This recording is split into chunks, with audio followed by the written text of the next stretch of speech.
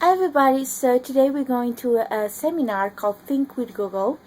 A person from Google Canada is going to be there, as well as people from AdSource Creative, which is an advertising and marketing company from Edmonton, Alberta, who is a Google partner for many, many years, and they're also going to be there sharing tips on how people can grow their business. So come on over. So my team in Canada is a marketing team that leads the Partners Program. And what the Partners Program is, it's a program that works with agencies all across the country to work on the latest digital trends in Canada, the latest and greatest that Google has to offer, to make sure that every business of any size across Canada that needs the help they need to succeed online can get it through one of our top agencies like Adster. So the reason we're here this morning is to talk a little bit about digital advertising in Canada, what the latest trends are, what that means for businesses in Canada, and perhaps where some opportunities are for marketing within your businesses. This morning we have Chris Henry, who's a marketing manager with Google, here to join us to discuss a little bit more about what we call micro moments in the mobile journey happening all across Canada. He'll speak for about 30 or 40 minutes about that. I will take a quick break for about 5 or 10 minutes to refresh coffee and things like that. And then we'll have Adster up here as well to discuss a little bit more about how they see that journey changing and how they might be positioned to help you out with some of your online marketing. So with that, thank you so much for joining us this morning. We're really happy to be here in Edmonton. And with that, let's welcome Chris.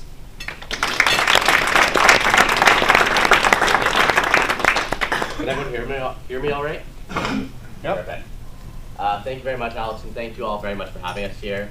My mom was actually born in Edmonton, but this is my first time actually getting a chance to visit the city, so I'm very, very excited to be here, so thank you. As Alex mentioned, I'm going to be talking a bit today about some of the big trends we've seen in technology over the past 30 years, and how those shifts, particularly shifts in terms of what devices people are using and the shift to mobile devices, how that's changed consumer behavior, how that's changed the consumer journey, and then talking about how we can actually, as marketers and as business owners, take advantage of some of those changes and really reach our consumers in a much more efficient way. Now, I know a lot of you are probably thinking, what on earth is this 16-year-old doing up on stage talking to me about digital marketing? I'm not 16, I'm 27 and a half. But I've been working in marketing in Canada for about the last 5 years. So the last 2 years, I've been working here at Google, helping businesses like yourselves learn how to advertise online.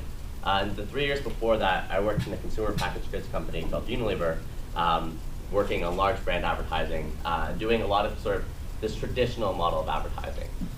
When I was there, I started my career there back in 2010. Everything we did was focused around TV. We were investing and experimenting with digital, but for the most part, most of our money went to TV, and everything we did started with that 30-second ad spot and grew from there. Mobile was something that was kind of on the horizon, that we knew was coming, was important, but not something that we really paid too much attention to. So with that context in mind, I want to show you an ad that's been called by many one of the greatest television ads of all time.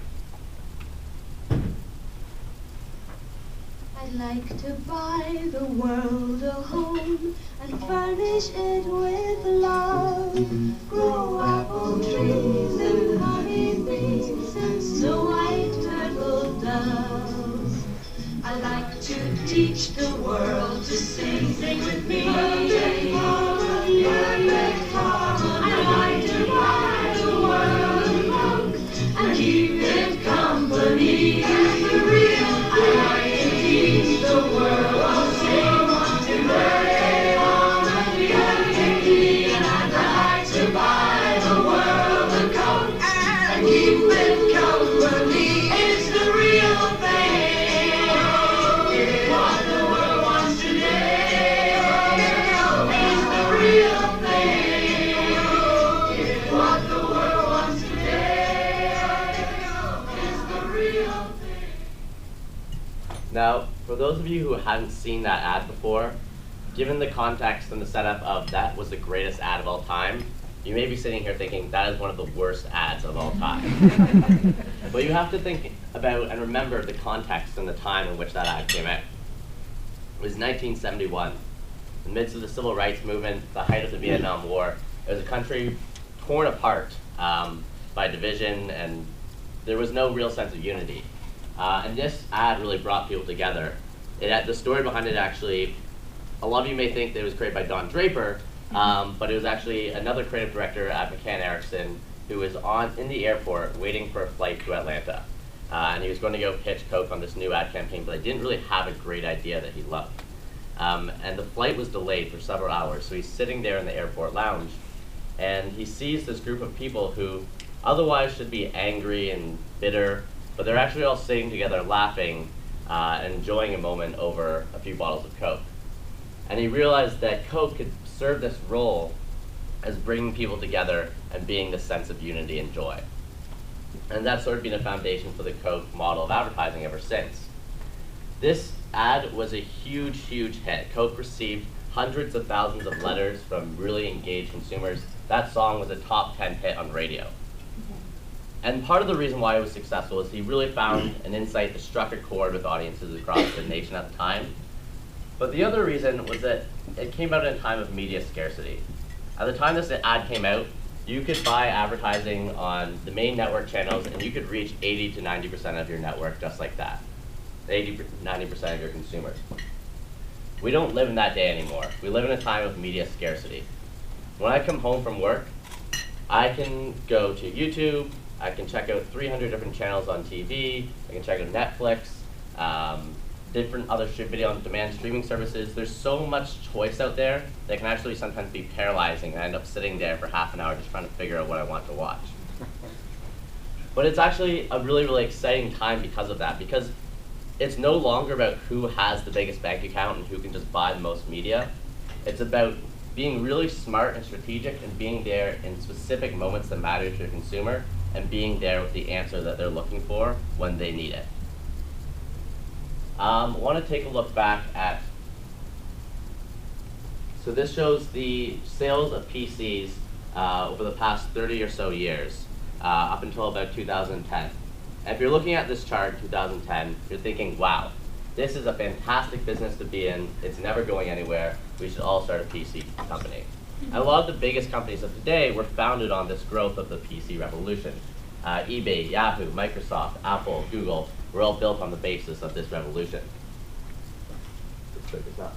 But you start to see here, sales start to level off around 2010. Does anyone have a guess as to what happened there?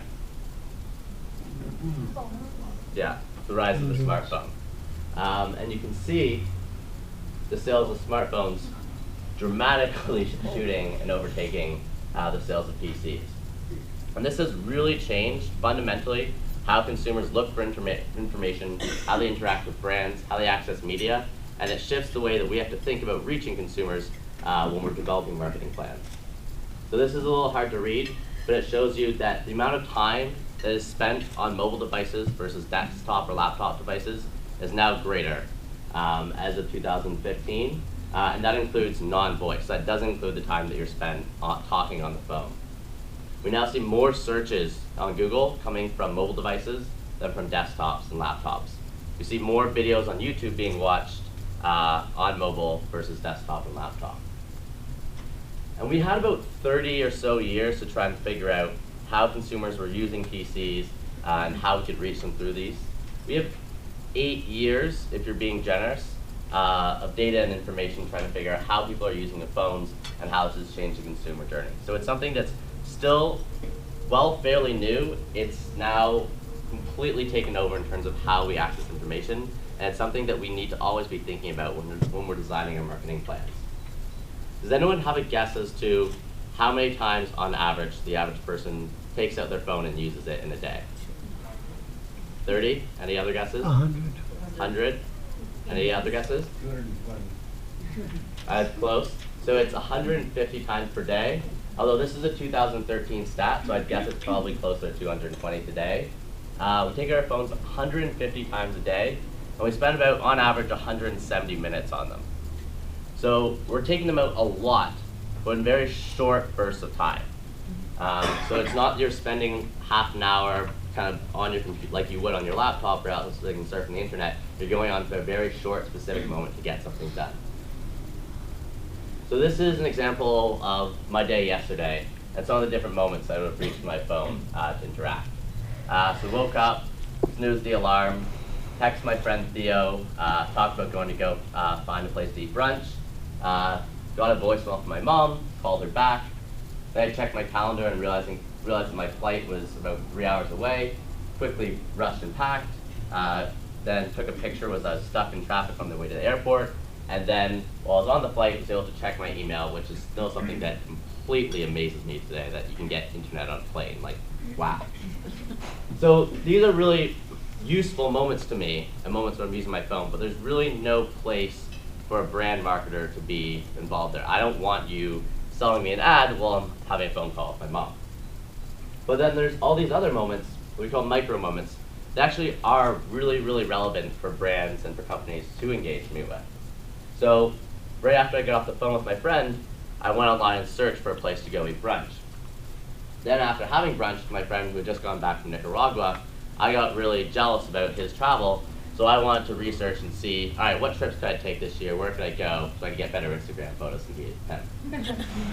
I'm going to be visiting my brother in Vancouver after this trip, so I searched for attractions in Vancouver to do some fun things for them while I'm out there, watch some basketball highlights on YouTube, and then realized that because we're going to do the gross grind and then have hiking boots, went online, bought hiking boots, had them shipped to this place in Vancouver, search for a cab, and head to the airport. So there's all these really, really moments that are rich with intent, where I'm searching, I'm saying, I want something, I need something, and there's a perfect opportunity for you as a business to be there and say, I have the product that you need. And it doesn't matter whether you're a Coke or a Nike or the department store down the street, I just want whoever has the most relevant information for me at the time that I'm looking for it. This is a video that kind of explains this concept of micro moments in a much more elegant way than I ever could.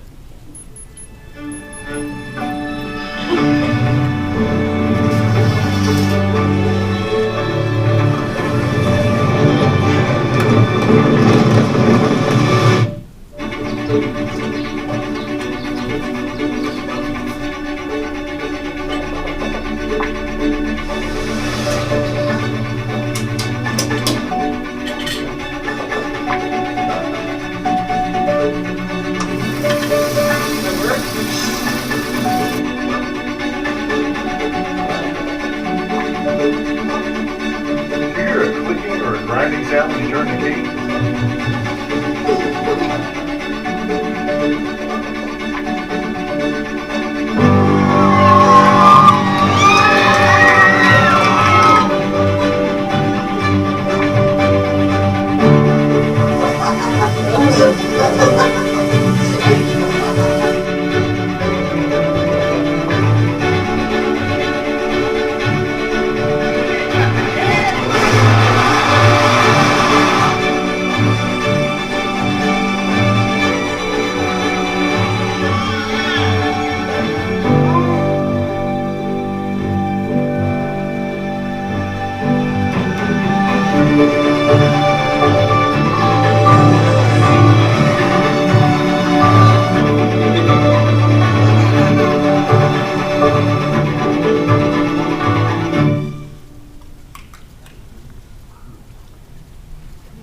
So there's 3 stats here from some research we did in Canada that kind of highlight how we're using our phones and how it shifts how we're looking and seeking for information.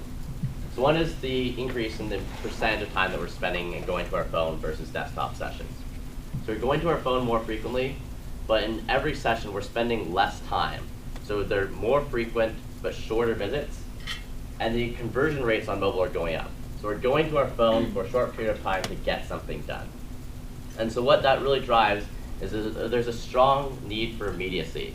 When I go to my phone, it's a very relatively small real estate device. I don't want to spend a lot of time searching and scrolling. I'm going to go to whatever business or advertiser has the answer that's right there that makes it as easy as possible for me to reach it. And so we're no longer as loyal as we used to be to big brands. We used to go to Loblaws because we knew that they would be the brand that most likely would have the answer that we're looking for. Now we're going to go to whoever is going to solve the need that I have in the moment and in the time that I have that need.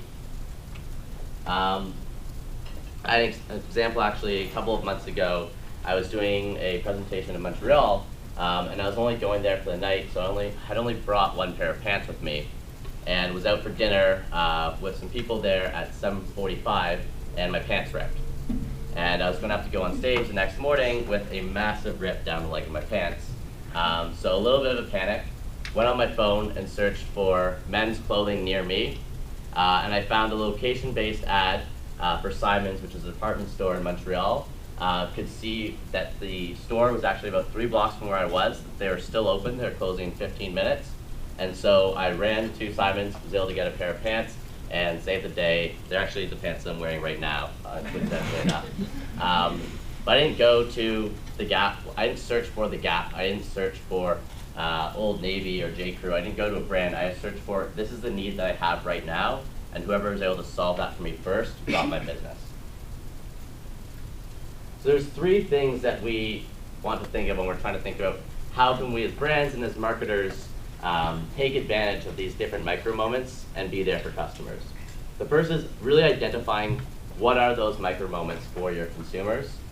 Thinking about the consumer journey that your consumer has on the way to finding your product or service, and thinking about it through the lens of mobile. So if you're a car mechanic and someone has a flat tire, they're going to go to their phone and search how to fix a flat tire. They're going to be in the moment on the road. They're not going to be going to a desktop device. So thinking about that consumer journey always through the lens of mobile. Then how do we actually deliver on those needs, and how do we measure those moments that matter? So there's some really useful tools that we have to help you identify first those moments that are important to your customers. And some of them are free, and some of them are very close to free. So the first one I want to talk about is Google Trends. So Google Trends is a free service. You can go to search for Google Trends. You can actually see an amalgamation of all the search data that's happening. You can see it across time, across geographies, across different categories. And this is really, really helpful data in understanding consumer intent. We actually are able to use this data to see where people are searching for flu symptoms and predict where there's going to be a flu outbreak before it actually happens. So there's some really powerful things you can do with this data. We want to use an example. So you can see the searches in Alberta for Connor McDavid over time. So we see a first spike when the lottery was announced, and we saw that the Oilers were going to get the #1 pick. So huge, huge interest in Connor McDavid. Then a second spike there when Connor McDavid was actually drafted. Then we start to see more interest as his first game happens and the season progresses. Another big spike once he gets injured, and then we see a spike once he returns and starts playing against the Oilers. So you can see some really interesting data, and you can dive down and get some really interesting insights about things that your customers are interested in or about the product category itself. So this is more, if you were a sporting good retailer, you can search for, these are the searches for goalie pads and soccer cleats in Alberta over the past few years. So you can see there's very clear seasonal spikes in when people are searching for these different products. And this could help to inform when you're advertising different products, how you're buying inventory. And you can actually, if you look at this trend over a longer period of time, soccer cleats were really, really low, and we're seeing now a bigger interest in soccer is trending up, and actually starting to surpass interest in hockey equipment. The second tool, which I find really, really interesting, is Google Consumer Surveys. Google Consumer Surveys, they're not free, but they are fairly affordable and a very powerful statistical tool. So I used to use these in my old job at Unilever. The first time I wanted to use them, we were trying to do some insights work to try and understand how consumers were perceiving these different positions that we wanted to run against one of our new product lines. And so I went to my director and said, I can run this survey for about $400, get answers back in about 3 days. My director said, that's great, but I don't really trust your online survey. We're going to go with our traditional survey method where we spend $25,000 and we'll get results back in 3 weeks. You can run your $400 test, but we're still going to do things our way. So we did that. I got my results back in 3 days. Then we kind of sat on our hands a little bit while we waited for the official survey results. And they came back and they validated the results that we had gotten through Google Consumer Surveys. So it's not to say that traditional research methods are useless. They definitely have a very important role to play. But Google Consumer Surveys are a really, really helpful way to get some quick, easy answers from your consumers. You can target in really interesting ways and use that to help define your strategies moving forward. We also used to use Google Consumer Trends when we were looking at recipe information to see what are big trends in food products and in recipes throughout the year, and then use that to design our content marketing strategies. Once you know what those moments are, you have to figure out how do we actually deliver on those needs in the moment. And the best thing about today and age is that we can find those audiences with data. So in the past, the main way we used to target people was based on content and demographics. And that's still how most TV buying is done today. So you're gonna buy a TV show that's woman 25 to 34, or you're gonna buy The Voice. You're gonna buy that as a piece of content. That's because as brand marketers, we would usually picture an individual consumer and then build our campaigns around that person. So if I was the brand manager on Hellman's, I would have a perfect target called Denise. Now Denise is 37, she lives in the suburbs, she has a dog and 1.5 kids, and she loves watching The Voice. And so I'm gonna take my key marketing dollars, I'm gonna buy The Voice. Now there's two problems with that. One is that not everyone who watches The Voice loves mayonnaise. Some people hate mayonnaise, won't touch it, won't buy it, so I'm just wasting my dollars throwing it at them. The second is that there's a lot of people who love mayonnaise who don't watch The Voice, and so I'm missing reaching all those people. What we can do now is that we can actually look at the actions that people are taking online and realize that through context and intent, that these are actually the people who I want to reach. So all these people on the screen, they're actually huge, huge mayonnaise lovers, but none of them are Denise. But I can see through actions that they've taken, they may have searched for a recipe involving Hellman's. They may have clicked on a Hellman's display ad or watched one of our YouTube videos. And then we can, through remarketing, reach out to those people again and engage with them. And we know that these are people who are already interested in our product, so we're not wasting money by advertising to people who we know are not interested in the product. Then once we sort of understand how we can reach them, the key is being there and being useful. So this is a really interesting example from Taco Bell. And it's a little small in here, but you can see two display ads. One says Taco Bell lunch, stop into Taco Bell for lunch and try new Cool Ranch Doritos Locos Tacos. And the second is Taco Bell fourth meal. You're out, you're hungry, stop by Taco Bell for late night food now. Now the same search generated both those ads, food nearby. And we're seeing a huge increase in search terms around something nearby or something near me. What Taco Bell did here, which was really smart, is that they were able to day part their ads. So they know that people are searching for food at different moments in the day, and their needs are very different at those moments in the day. So someone is searching around 12:30, they're looking for lunch. Someone searching around 2 a.m., they're looking for what's called the fourth meal, that late night drunk food after the bar. Now while Taco Bell is a big company, you don't need to be a big brand advertiser in order to do this. This is something that anyone can do with an AdWords account this afternoon. It's just a matter of being strategic and smart in terms of thinking about how people are looking for your product and being there with a relevant message in that moment. Second thing is, once they found you, be useful. Give them some information that they really need. So if someone's searching for your business name itself, you can claim that business listing through Google My Business, particularly if you're a retail business, and provide click-to-call phone number information, directions, website, reviews, photos, and that's all free. That's something that you can set up, and it's really, really helpful for someone who's looking for your business.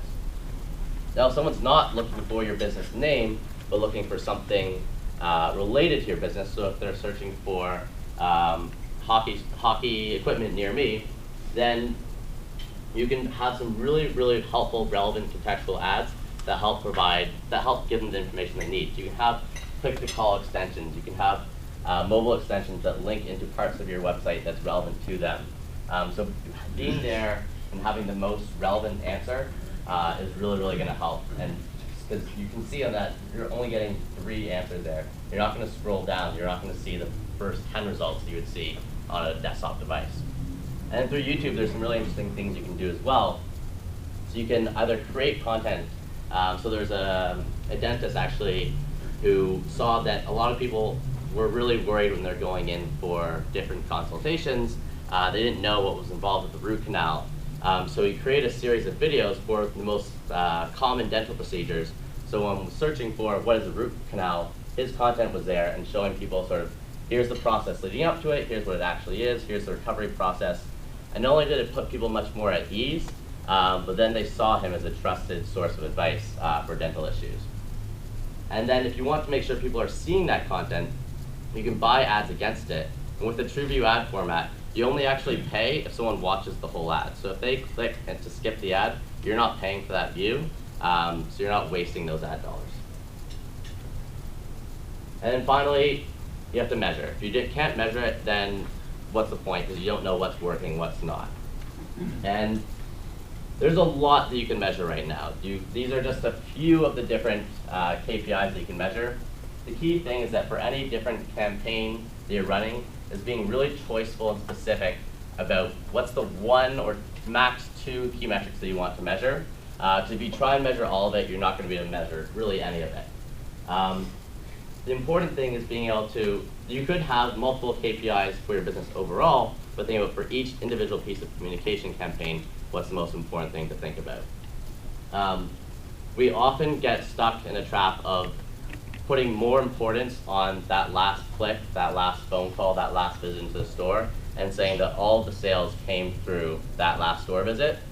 When really there's other moments along the consumer journey that we need to make sure that we're measuring and attributing importance to. So I'll give you an example. One of our colleagues was in the market for a phone last year. And so he searched best Android phone. And after reading some reviews, he saw that he really wanted to get the Samsung Galaxy S6. Then he searched for providers that have the S6 and saw that Rogers and Telus both carried it. So he did some research on their websites, looked at their plans, and saw that for the package that he was looking for, Rogers had a better deal. So he searched for Rogers stores near me, saw that there was one at the Eden Center around the corner from our office, and over lunch, went to the Rogers store, in about 5 minutes, put down his credit card, bought a $700 phone, and was on his way. Now, if you're Rogers and you're not properly measuring those moments along the way, you're thinking, we have the best sales staff in the world. This guy came in and we sold him a $700 phone like that.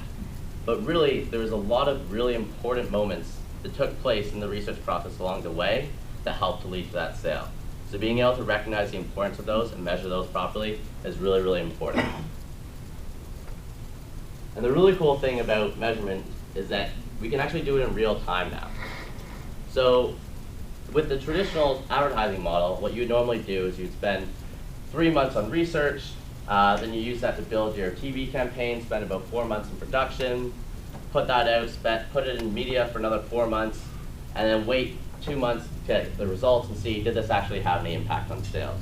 So you're waiting almost a year to see, did it actually have any impact? And by that point, it's really too late to make any changes. If you didn't, well, all right, we'll have to rethink it for next year. What you can do now is create multiple versions of different ad formats, whether it's display ads or video ads on YouTube, and you can run them all at the same time. Look at the data after about a week and see, all right, people are actually really responding to this ad, but they're not to this one. You can look at different versions of what you have on your website. You can run 2 different versions of the website, A/B test them. Did having the submit button in blue actually drive more conversions than having it in red? And you can constantly iterate and update your site and your marketing in real time in order to drive performance and continuously improve throughout the year. There's a lot that I threw at you, but there's really 3 things I want you to take away from today, and 3 actions that you can take right now. One is, if you haven't done so already, verify your listing on Google My Business. It's free, it's easy to set up, and it's definitely very useful when someone's searching for your business. Second is, if you use Google Mobile Friendly Test, you can put in your website information, and it will show you how mobile friendly your website is, and it'll give you suggestions on what can be done to help optimize it. And the third is really to talk to an expert. These guys at AdSurf are really, really true experts in digital. We've been working with them since the inception of the Partners Program. We love working with them. We love coming out to Edmonton to do events with them, and would really recommend coming to talk to one of these guys in the blue sweaters afterwards to talk about how they can help you take some of these principles and make them work for your business. So with that said, I think we're going to take a 5-minute break, and then we'll be back up. Thank you.